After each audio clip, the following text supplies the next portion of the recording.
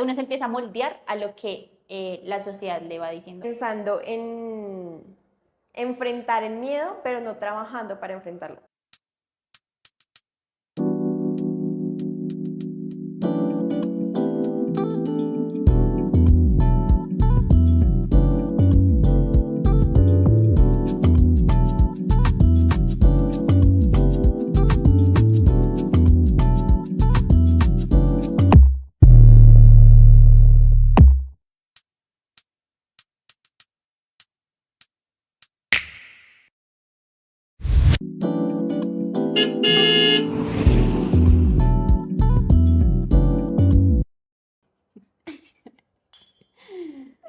Repito.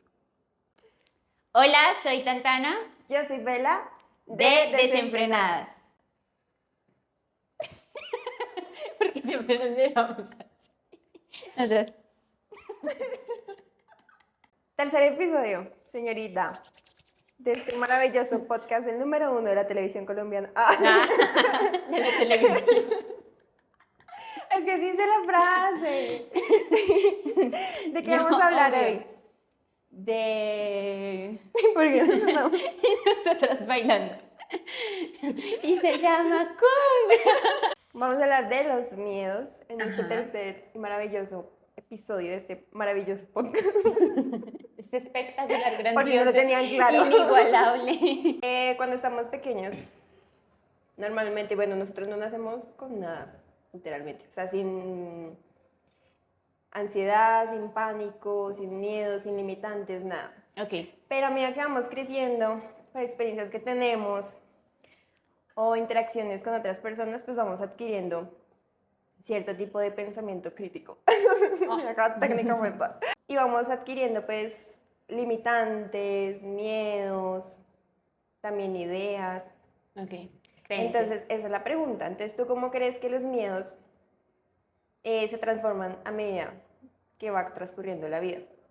Okay. Cuando yo estaba chiquita, yo era muy arriesgada, como hacer muchas cosas, no tenía como tanto exactamente como limitantes, pero más que limitantes como que no había algo que generara ese obstáculo de decir, uff, es que acá puede haber una consecuencia, que pienso que uno no hace las cosas es por la consecuencia que está en la cabeza, de que va a volver a pasar Como ese o de posible que, sí. exacto, y si hago esto va a pasar tal cosa. No había eso, entonces pues yo era muy arriesgada, o sea, yo fui una niña muy extrovertida, muy inquieta, toda la vida he sido muy inquieta de la cabeza, o sea, la cabeza, sí, yo. Entonces como que fui muy inquieta en generar pensamientos y, y pues en esa medida siempre quería hacer muchas cosas. Entonces, todo me causaba curiosidad, iba y experimentaba y estaba acá y estaba allá. Pero hablo de chiquita, o sea, en términos de los primeros años, por ahí hasta los 6 7 años. Cuando entré a tercero, tengo como esa memoria de que entré a tercero, que es como la segunda parte de primaria, porque transición a segundo es una parte diferente. Tengo memorizado que entré a tercero y empecé a cohibirme de muchas cosas. Porque mis compañeros decían, porque había... En segundo tuve, digamos, como un episodio de bullying por una cosa en particular que había pasado con un compañero y que a raíz de eso tengo una cicatriz. pero como que empecé a recibir como ya comentarios que eso hacen que uno se cohiba. Claro, yo todo el tiempo estaba como a la potestad de que ellos no fueran a decir nada, entonces en esa medida, en esa, en esa medida uno se empieza a formar de acuerdo a, o sea, uno se empieza a moldear a lo que la sociedad le va diciendo a uno. Entonces uno se va moldeando a lo que la sociedad quiere de uno, más que quiere de uno, creo que ni siquiera es consciente, porque uno chiquito no está pensando que eso podría tener una consecuencia en el otro. Entonces, Simplemente yo hago el comentario porque pues soy un niño, de que... Es que uno tiene la capacidad de pensar en la trascendencia de lo que uno Exacto. de lo que uno hace y dice. Totalmente. Entonces, como que inconscientemente me fui moldeando a lo que, pues a esos miedos. Sí.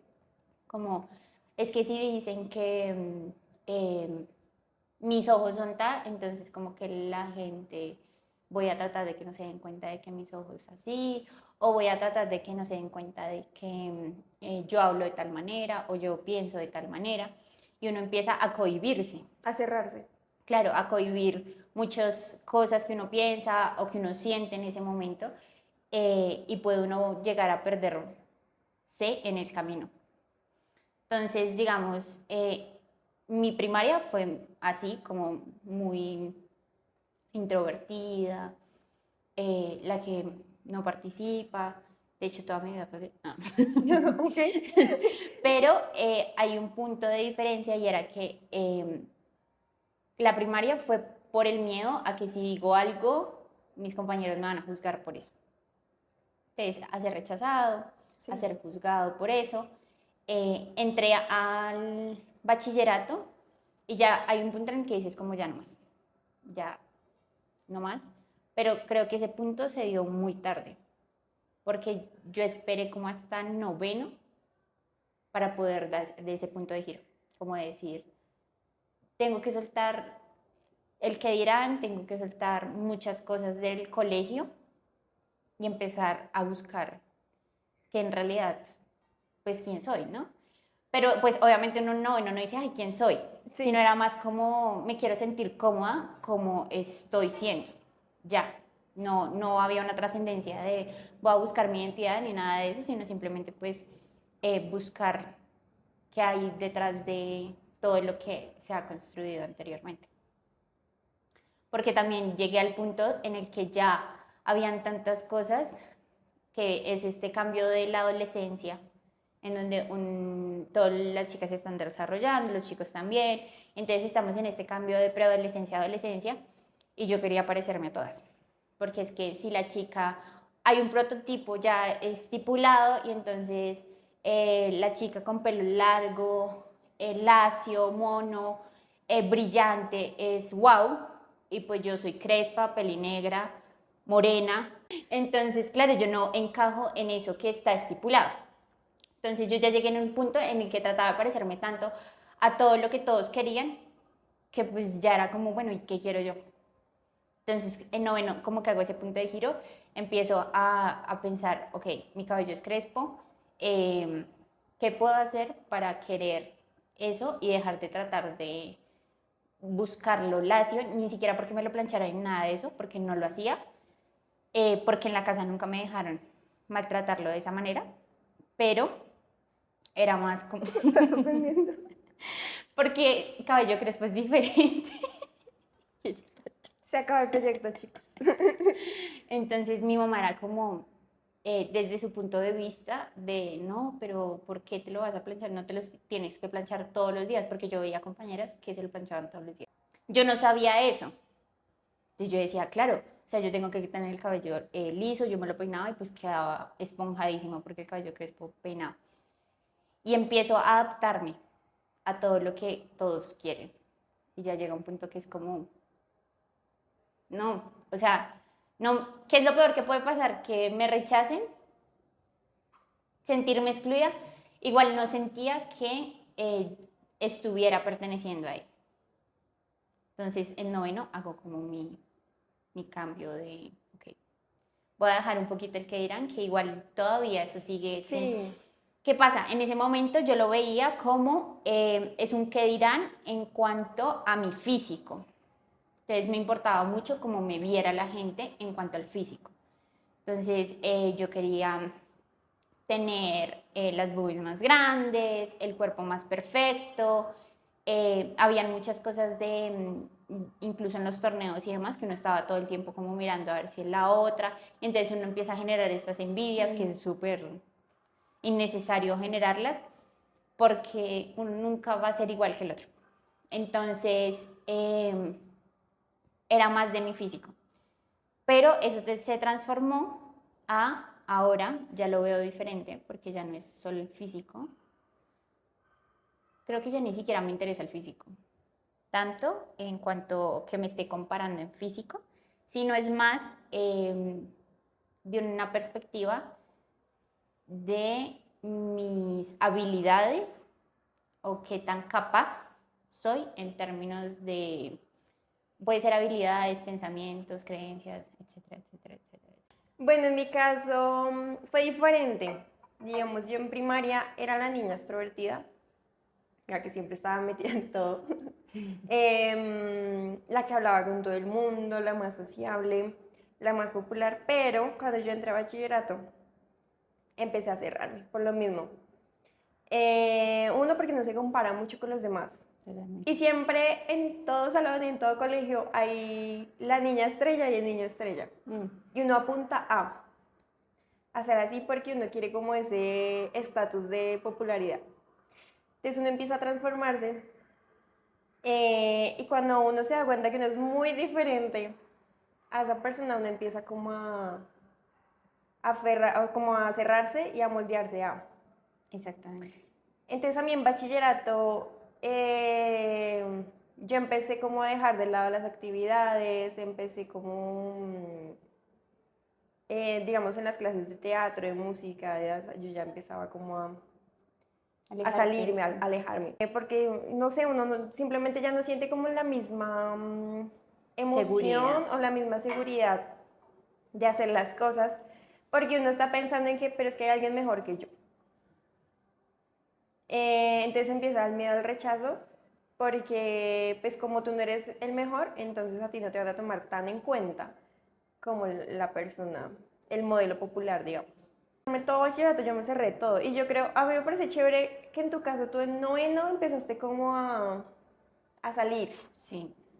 A mí me pasó como después de los 20, literalmente. Okay. Que yo me di cuenta y yo dije, nada de lo que he construido hasta ahora lo he construido yo. Okay. Nada de lo que soy hasta ahora soy yo. Entonces empecé como un poquito a empezar a abrirme, que eso fue literalmente a mitad de carrera.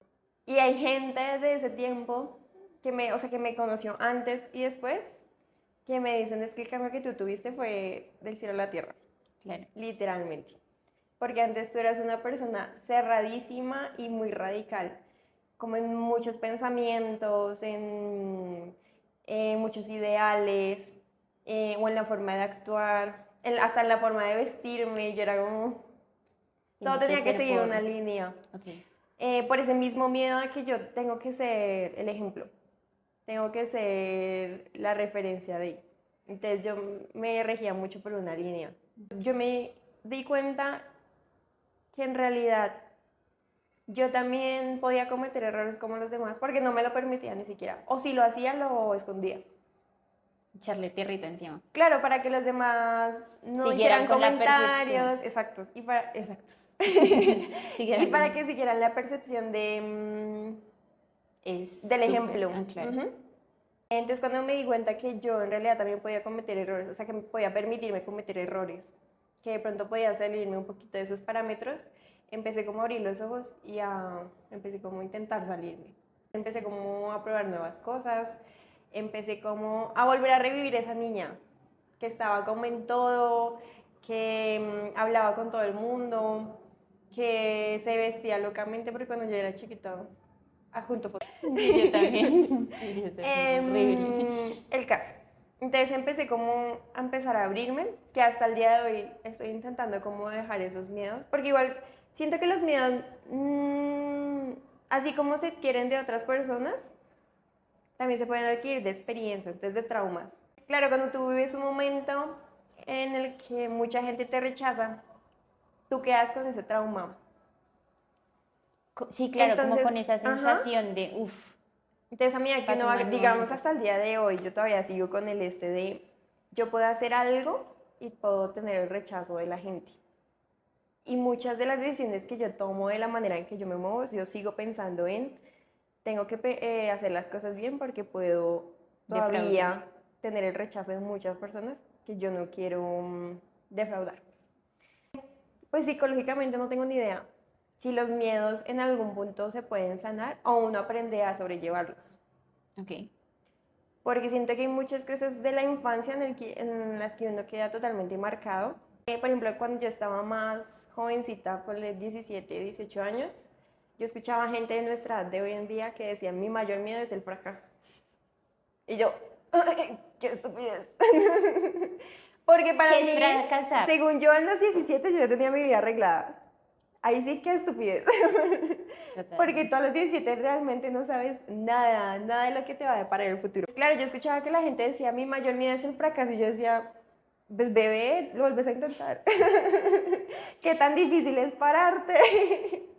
No. ¿Y qué es el fracaso? Yo digo, qué miedo fracasar. O sea, de verdad es Totalmente. mi fobia de todos los días levantarme y decir cualquier cosa que yo haga mal, voy a fracasar. Uno empieza a entender Claro. a mucha gente. Siento que el fracaso no es algo que uno adquiere, sino siento que es un miedo transformado. Ujú. Entonces es el mismo rechazo. O sea, se empiezan a transformar porque, digamos, ahorita que tú mencionabas lo de el ser un modelo a seguir, yo en algún momento enfrenté el miedo a soltar algo seguro, Ujú. que era, a mí académicamente siempre me fue muy bien. Y era la niña uno. Entonces era la niña número uno en el colegio, era la niña número uno en la universidad. Cuando yo llegué a mitad de carrera, que me doy cuenta que hay algo que es, en la que hay mucha incertidumbre, que es el campo artístico, que es lo que a mí me gusta, me da miedo soltar eso seguro.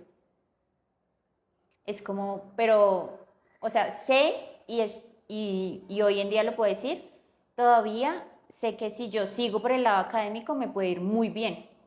O sea, tengo algo seguro ahí. Pero no es lo que yo quiero. Entonces, ¿cómo hago para enfrentar esto? Que puede que en el momento en que yo decida hacer eso, ya no sea la uno. Ujú. Y entonces, ¿cómo hago para saltar y decir, no, pues es que puede que en el arte yo ya no sea la número uno, pero es en lo que me siento feliz, es en lo que... Entonces, es como poner una balanza y que soltar eso tan seguro era... ¿Por qué? Porque es también esto de defraudar a la gente en la que uno cree que tiene como que mantener una, no sé, como un reconocimiento, como... Un estatus. Y además es como retribuir algo que en realidad no, pues, no es tan cierto. Entonces yo decía, no, pero mis papás, ¿qué van a decir? O sea, yo suelto eso tan seguro que toda la vida se construyó y que ha sido seguro toda la vida. Entonces, en el momento que yo lo suelte y ya no sea la uno, porque es que yo voy a empezar un nuevo camino en el que no tengo ni idea qué va a pasar, eh, ¿hay qué? O sea, si no llego a ser la uno, ¿qué pasa? Que eso también está súper ligado al fracaso, ¿no? Entonces era como, ¿y si yo fracaso en esto? Ellos siempre pues veían mucho éxito y entonces, ¿y ahí qué pasa? Entonces soltar eso también es demasiado retador, pero es cómo se va transformando el miedo de, ok, el que dirán, el rechazo ya no es rechazo, sino que es que me da miedo ya no encajar en términos de profesionales, en términos de que yo no pueda llegar a donde quiero llegar.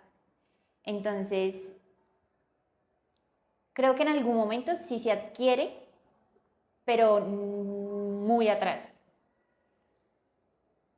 En algún momento como que se adquiere, puede ser por experiencia, pero creo que sí todo va por experiencias. O sea, algo tuvo que pasar para que tú adquirieras ese miedo, como para que tú dijeras, uff, fue pucha. Hay muchas fobias que se adquieren es por experiencias.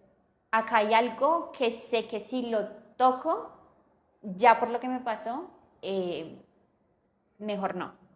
Y ahí está el limitante de, bueno, ¿y qué pasa si tú no haces eso? ¿O qué pasa si sí? Bueno, eso ya lo hablaremos ahorita. Es como poderlo ver y decir, te utilizo de otra manera. Sí, o sea, No ya no como es en contra, obstáculo. sino a favor. Exacto. Ya no quiero verte como un obstáculo, sino te quiero ver como un motor de lo derribo. Un Desenfrenadas. impulso. Ah, Es la visión, punto de vista, creo que es lo que se puede cambiar. Pero de que yo lo pueda ver como que se sana y que ya lo voy a olvidar, no, porque es algo con el que tenemos que convivir todo el tiempo. Todo el tiempo vamos a tener que enfrentar muchos miedos transformados, que puede ser incluso que uno no sea tan consciente de que es el rechazo que hicieron hace 2 días o hace 5 años, 10 años, y que ahora se me está presentando de otra manera. Entonces es como que no creo que uno los vaya adquiriendo, sino que en algún momento sí se adquirió, pero se van transformando, se me van presentando de diferentes maneras. Es que vuelvo y digo, no sé si un psicólogo nos está viendo, y si nos está viendo, perdón. Por Es un todo buen lo que momento para estamos- recordar que esto no es terapia psicológica. Sí, por favor. Pues desde mi caso, o sea, desde mi pensamiento, yo no creo que los miedos se sanen, porque pensaría yo que el trauma o la experiencia siempre está vigente. O sea, siempre va a haber algo como que te indique peligro. Okay. Pero sí creo que uno puede empezar a sobrellevarlos. Es como, no sé si me estoy metiendo en terreno peligroso, pero por ejemplo la muerte de un familiar. Ok. Yo creo que uno no sana de la muerte de un familiar o de un ser querido, sino que uno aprende aprende a sobrellevar vivir. el dolor. Entonces pensaría que el miedo podría sobrellevarse de la misma manera. O sea, uno no sana como esa experiencia o ese trauma, sino que uno aprende a sobrellevar la vida Con eso. con eso. O sea, uno empieza a utilizarla a favor, como un impulso para hacer las cosas. Que eso ya depende netamente de uno, cómo Del lo punto de vea. vista. Sí, Ajá. claro, la perspectiva, y que siempre hemos hablado de esto, y es, ¿tú cómo ves el vaso? ¿Medio lleno o medio vacío? Claro, si tu perspectiva es, sea cual sea el miedo, que obviamente hay magnitudes de miedos, o sea, hay miedos que uno, ay, Sí. esto lo logro, por lo menos. Eh, en algún momento en la casa como que había de que las ratas. Entonces, esas cosas siento que, o sea, con los animales y demás, siento que lo puedo llevar. O sea, más que me vaya a poner a abrazar la rata, o sea, no va a pasar.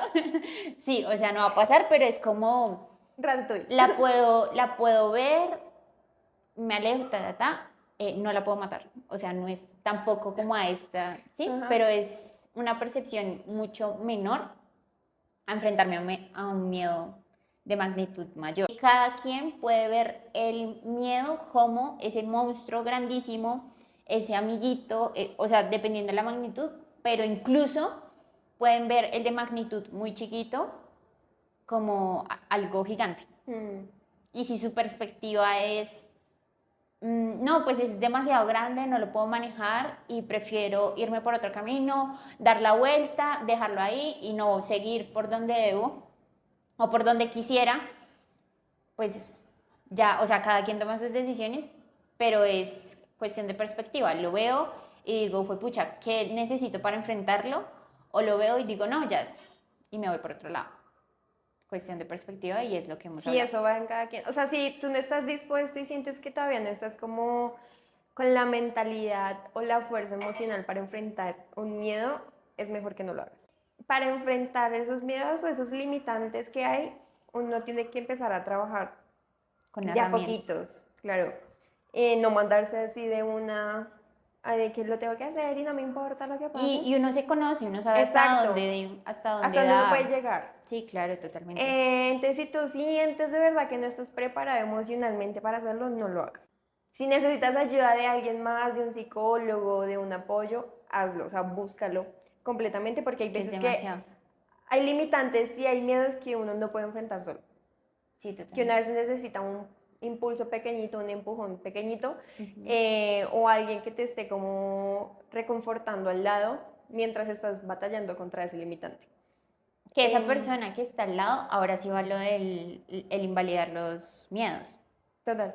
Esa persona tiene que ser también, y si uno va a ser esa persona, ser uno muy consciente de que puede que la araña, que para ti es insignificante, para la otra persona es un monstruo gigante, y no por eso, eh, no porque desde tu punto de vista la araña sea chiquita, no es representación de un miedo inmovilizador para la otra persona.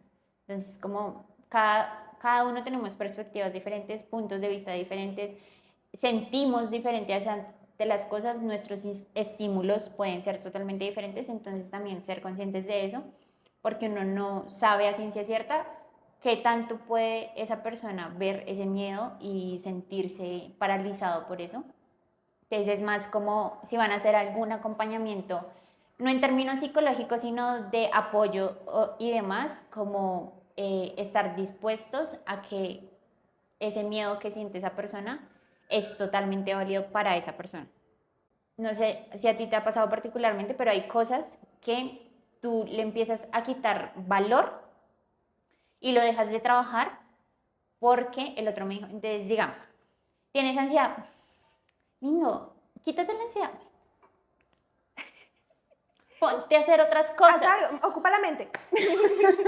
Es como, o sea, no es así, no es tan sencillo porque es una vaina que me paraliza, que me inmoviliza. O sea, yo lo siento diferente. Este proceso es muy fluctuante, ¿no? Mm.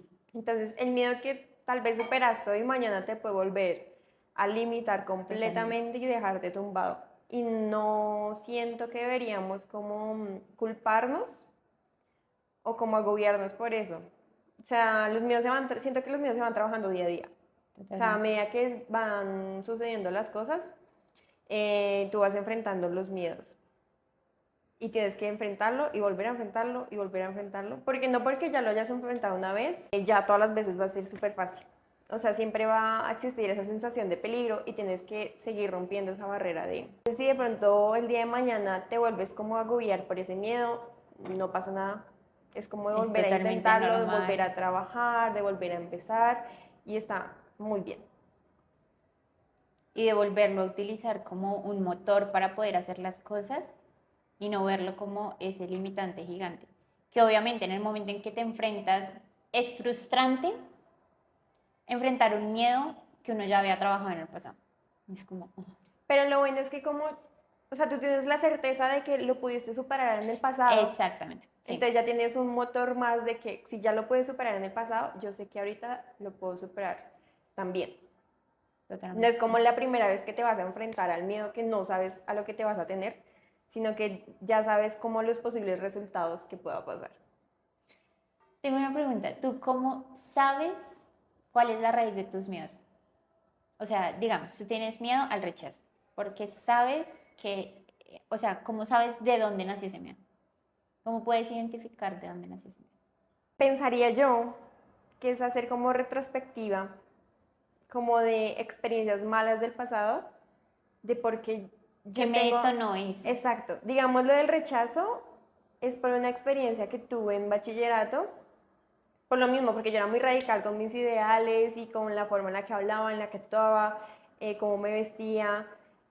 Hasta yo era muy cuidadosa con la gente en la que me relacionaba porque tenías que tener exactamente los mismos ideales que yo.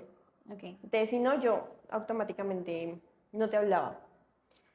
Entonces, claramente, Yo, lo peor es que siento que yo generé ese mismo rechazo, porque si tú no te das a conocer, pues los demás tampoco se van a abrir. Yo como empecé a cerrarme tanto en mis ideales y empecé como a rechazar todo lo que fuera diferente a mí, pues así mismo la gente me empezaba a rechazar, hasta que yo llegó un punto en el que todo el mundo me rechazaba. A partir de ahí se generó el miedo del rechazo, porque ya me di cuenta que no era la persona popular que era en la primaria, sino que ya era la rechazada del grupo. Eso suena tan triste.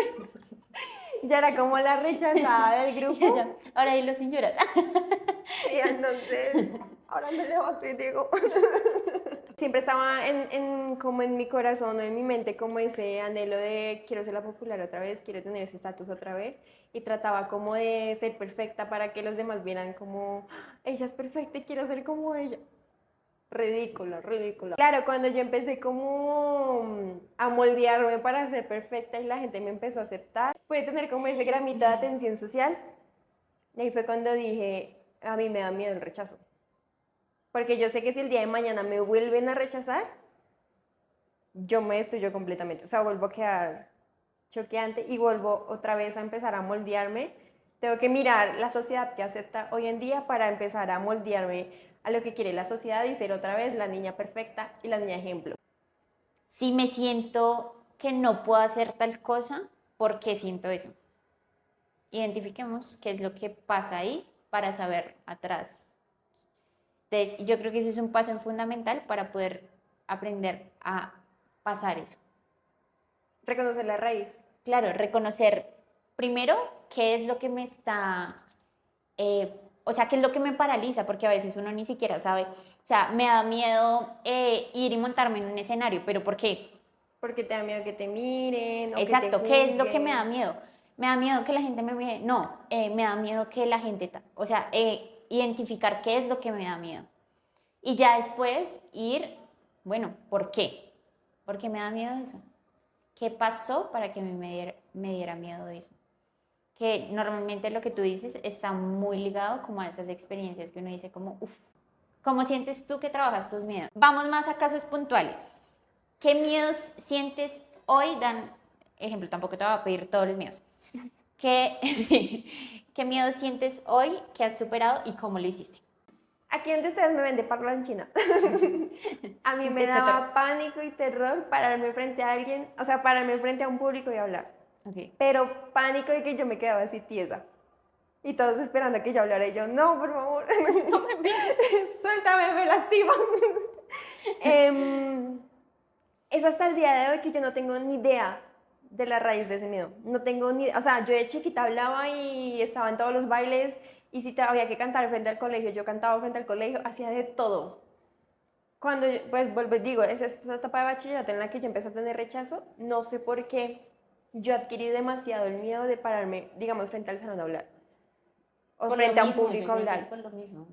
Yo es que siento que todo va como arraigado. Ligados. Yo a veces prefería perder notas en la universidad o en el colegio con tal de no hablar. Llegó un punto en esto del arte que me tocó escenario, escenario, escenario, escenario, o ya en la universidad, vamos a presentar esta obra de teatro, tienes que exponer lo que hiciste, la pintura que hiciste y tienes que venderla, porque allá es así, tienes que aprender a vender lo que hiciste en el arte. Como en esta metodología de que tú tienes que convencer a los demás de lo que estás haciendo, aprendí como, oiga, mi voz es importante. O sea, yo... Ella para presidenta. Perdóname, amiguita. Digamos que ese es uno de los miedos que me siento muy feliz de haber superado. Igual, siento todavía, a veces todavía me da como esos nervios. De que si tú me paras en un teatro a hablar, todavía me dan como esos nervios. Pero sé que es algo que puedo, o sea, es como del momentico, ya cuando empiezo a hablar, yo digo no. O sea, recuerdo de no. Yo sé que mi voz tiene valor, tiene peso. Sé que así como yo escucho a los demás también me pueden escuchar a mí. Entonces, yo sé que puedo enfrentar esto otra vez. Esos nervios de antes de uno subirse a un escenario, de uno enfrentar esta cosa del público, de uno empezar a grabar, whatever, lo que sea que uno vaya a hacer. Creo que si yo dejo de sentir eso, dejo de Sí, hacerlo. es porque ya no hay emoción, ya no hay Claro, esa chispa. porque yo creo que esos nervios también se transformaron. Esos nervios ya no es de el nervio de el paralizarme, sino es este nervio de la emoción de estoy haciendo lo que a mí me mueve. Entonces, yo he sido muy callada en cuanto a participación y siempre, toda la vida. En la universidad ya era diferente porque yo ya era como más de escuchar, recibir lo que me sirve y lo que no me sirve. Y si tenía dudas muy puntuales, lo hablaba con el profesor. Nunca fui como de expresarme en público como profesor, porque también tenía muchos estereotipos en la cabeza de que no quería que pensaran mis compañeros, ni en el colegio ni en la universidad, que mis notas eran mérito de ser lambona o de que mis notas eran mérito de que yo iba ahí al profesor o por alguna otra cosa que no fuera mérito mío. Entonces por eso yo nunca participaba porque quería que todo fuera muy mío. Como que empieza uno a desestructurar muchas cosas que tiene en la cabeza y yo decía, pero ¿por qué? O sea, yo no necesito de eso y está bien, pero si yo pregunto no quiere decir que yo sea la mona. Y si la gente piensa que sí, pues bueno, bien por ellos. Ujú. Entonces ya era diferente mi perspectiva de cómo veía el participar, pero cuando yo me empecé a montar a los escenarios, siempre antes tenía como, yo me acuerdo que la primera vez que me monté fue en primer semestre de la universidad, como pues hacer una obra de teatro, y yo sentí que me iba a morir. O sea, yo decía, no puedo. Como 2 minutos antes yo así con la profesora, como, profesora, por favor, búsquese a alguien. Yo, o sea, me paralizaba porque era una vaina. Maquillaje. Sí, yo, por favor. Quítame esto ya. ¿Dónde está el stand? ¿Dónde hay alguien que me reemplace, por favor? Porque yo decía, no, o sea, yo no puedo, porque en mi cabeza, cuando yo vi el teatro lleno, yo dije, no, no, no, no. Y hay muchos no que se te empiezan a aparecer.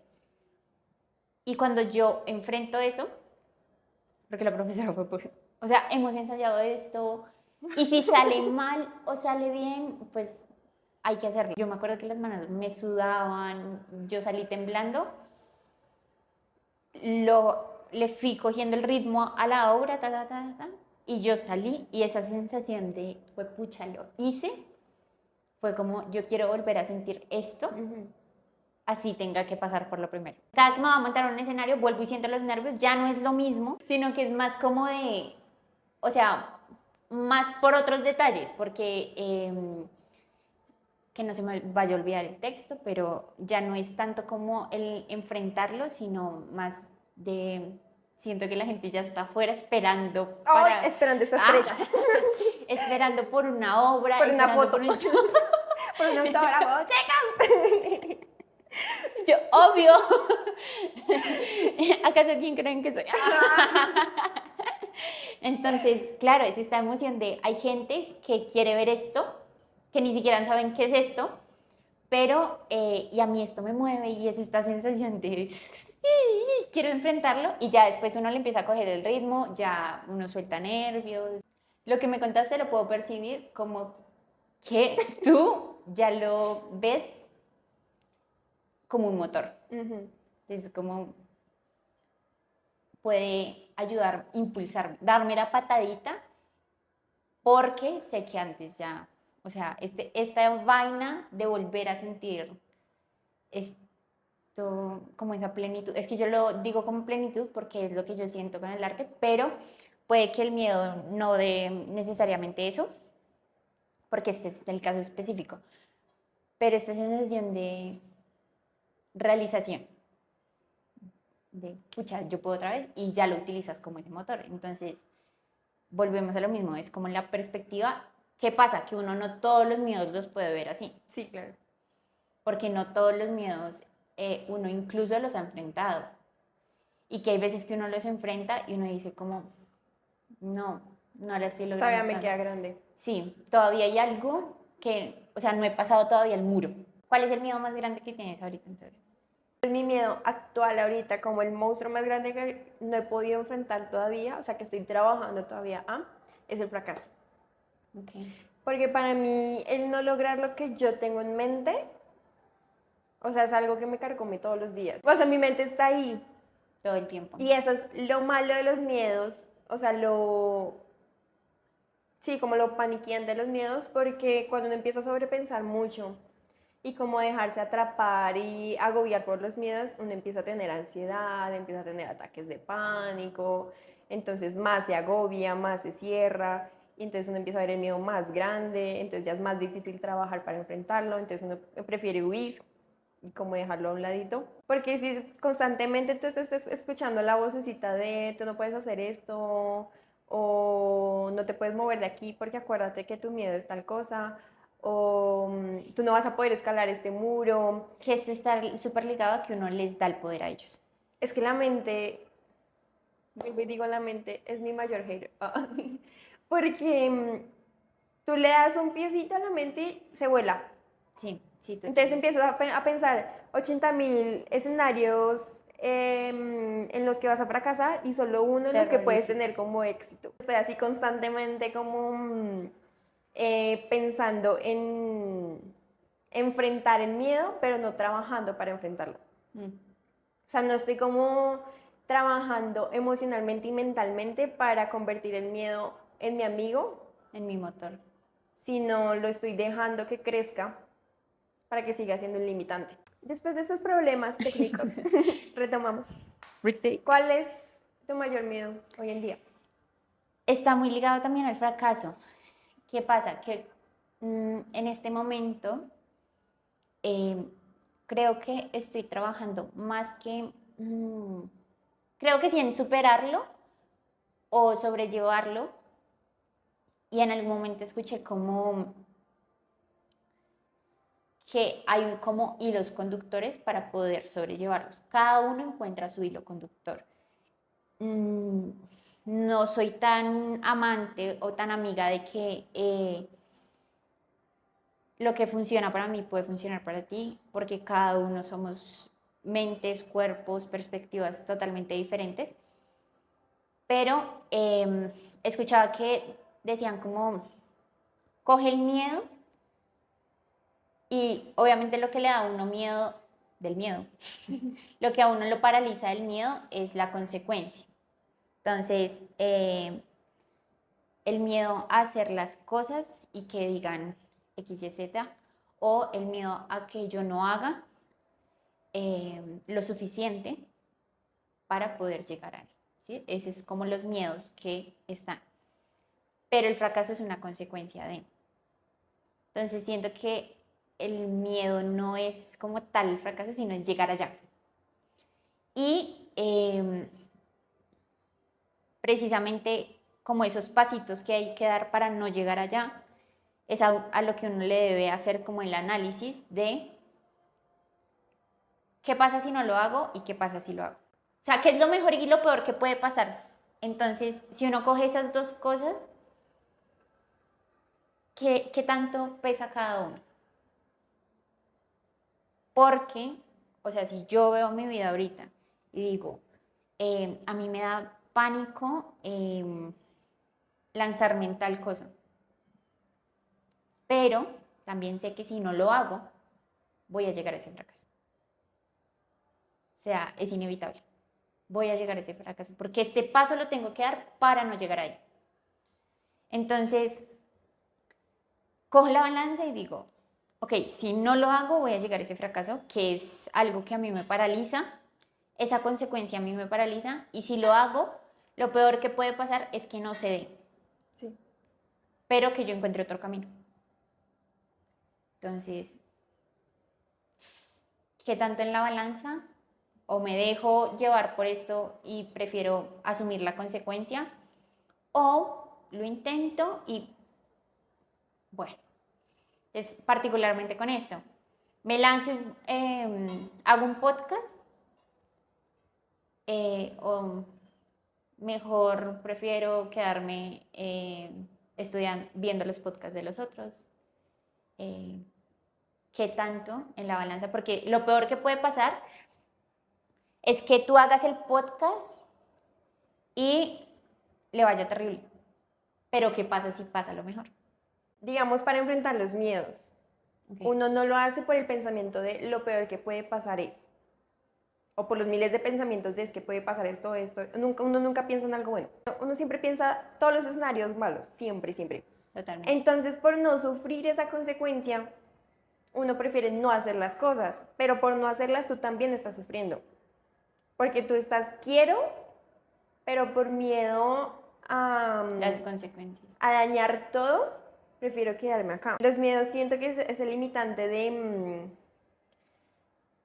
no dejarte avanzar. O sea, no dejarte como tomar la decisión de, yo sé que quiero llegar allá, como tú decías, pero tengo que empezar a dar este primer paso. Pero como tengo tanto miedo de todo lo malo que puede pasar en todo el camino hasta llegar allá, prefiero quedarme aquí quieta. Y de pronto tú te empiezas a comparar con los demás de que sí están siguiendo el camino y les empieza a pasar cosas increíbles, pero tú dices, no, pero es que yo soy diferente, a mí no me va a pasar lo mismo. O está también el escenario de que X persona lo intentó, no le fue tan bien, y entonces uno ya dice, es que si ves, Si por él eso no la yo no hizo, yo lo... no Y lo hago. entonces uno siempre va a encontrar el justificante de por qué uno no lo hizo. Sí, uno siempre encuentra, lo que dijimos la vez pasada, uno encuentra excusas para quedarse Para ahí, todo. o sea, para no avanzar. En vez de empezar a buscar oportunidades. Digamos, a mí lo que me pasa con el miedo al fracaso es que yo sé que no quiero fracasar. O sea, es mi único pensamiento, yo sé que no quiero fracasar. Pero yo sé que hay 80.000 caminos diferentes para alcanzar lo que yo quiero.